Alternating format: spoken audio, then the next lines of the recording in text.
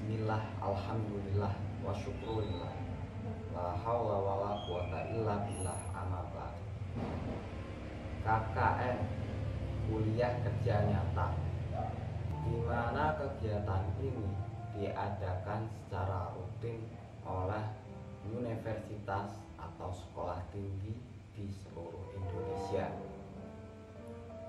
Kegiatan KKN ini ditujukan untuk seluruh mahasiswa dalam mengabdikan ilmu atau studinya yang didapatkan dari kampus untuk bisa dipraktekkan ke dalam kehidupan masyarakat.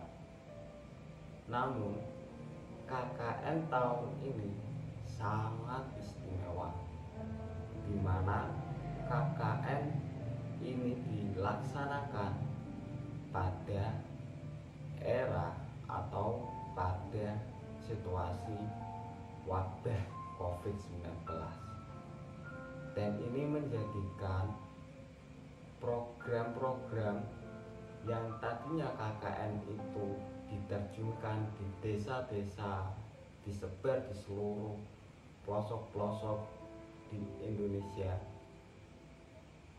tapi sekarang dilaksanakan secara daring atau dari rumah.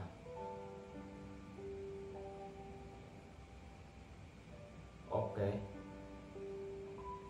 di video kali ini kita akan membahas tentang seberapa penting kesehatan mental dalam menangani atau dalam menentukan tingkat stres dan kecemasan yang berlebih pada pandemi COVID-19 ini. Mungkin kita sekarang sudah merasakan bagaimana gaya hidup kita sekarang sudah berubah. Yang tadinya jam segini itu biasanya kita pulang dari kampus, tapi untuk saat ini berangkat ke kampus aja tidak, karena pembelajaran mata kuliah dilaksanakan secara daring, dan susah banget ya buat kita untuk bisa bertemu dengan teman-teman yang kita sayangi, dan ini bisa juga mengakibatkan muncul kesepian dalam hidup kita, yang tadinya kita bisa silaturahim, bertemu, bercanda, bergurau, bertukar pikiran. Namun dengan adanya wabah ini, kita dipaksa atau kita diharuskan untuk bisa menjaga jarak. Selain itu, kita juga sudah melaksanakan social distancing, di mana kita membatasi pergaulan kita dengan masyarakat. Kita menjaga jarak dengan masyarakat, dan tentunya juga menjaga jarak dengan orang-orang yang kita sayang juga. Dan ini pastinya juga akan menimbulkan dampak. Kesepian sudah mulai tampak, kecemasan sedikit demi sedikit pun sudah mulai terasa, dan muncul pertanyaan, kapan semua ini bisa berakhir? Banyak sekali ketidakpastian yang terjadi saat ini, dan ketidakpastian inilah yang melukai kesehatan mental pada tubuh kita. Keadaan ini yang membuat kita menjadi bingung, stres, dan tentunya kecemasan yang secara terus-menerus bertambah dan menjadi berlebihan. Oleh karena itu, kesehatan mental itu sangat perlu kita andalkan di sini. Sangat kita butuhkan. Kita butuh ketenangan dalam berpikir. kita juga butuh dalam menentukan keputusan-keputusan yang krusial.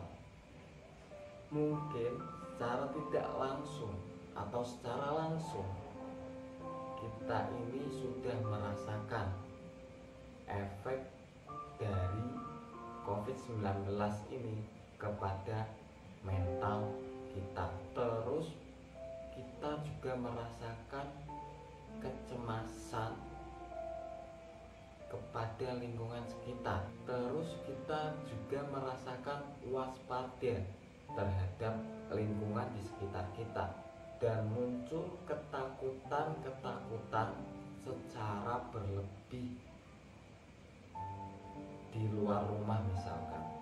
Dan dalam hal-hal tersebut ini sangat diwajarkan kita merasakan was-was seperti yang kita sebutkan tadi. Tak bisa dipungkiri, dampak dari COVID-19 ini selain berdampak langsung pada fisik kita, juga berdampak kepada psikologi masyarakat. Dan kenapa hal ini bisa terjadi? Jadi hal ini dikarenakan kita dipaksa untuk masuk ke dalam fase survival, di mana kita harus memperjuangkan hidup kita terhadap bahaya-bahaya atau potensi-potensi bahaya yang mengancam kita. Dan otak kita dipaksa atau diforsir untuk bisa menemukan atau mencarilah potensi bahaya di lingkungan atau di sekitar kita. Makanya kita akan menjadi cemas dan ketakutan secara berlebihan.